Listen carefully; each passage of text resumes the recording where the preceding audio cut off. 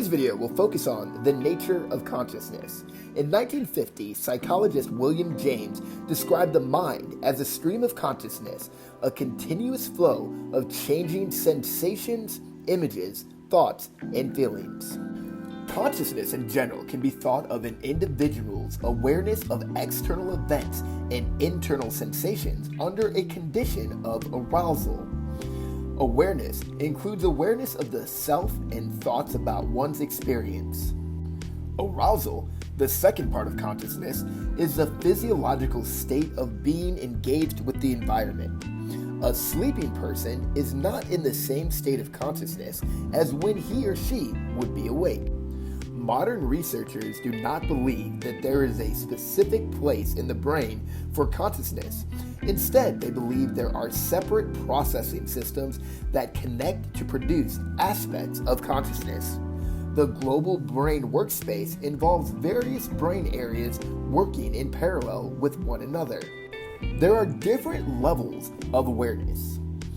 Controlled processes are the most alert states of consciousness. At this level, individuals actively direct their attention toward a goal.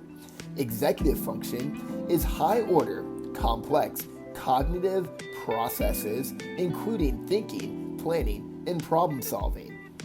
The automatic processes of lower-level awareness are states of consciousness that require little attention and do not interfere with other activities. For example, it takes much less effort to walk across a soccer field than it does to dribble a soccer ball in between a defender and then shoot a goal. Altered states of consciousness or awareness are mental states that are noticeably different from normal awareness.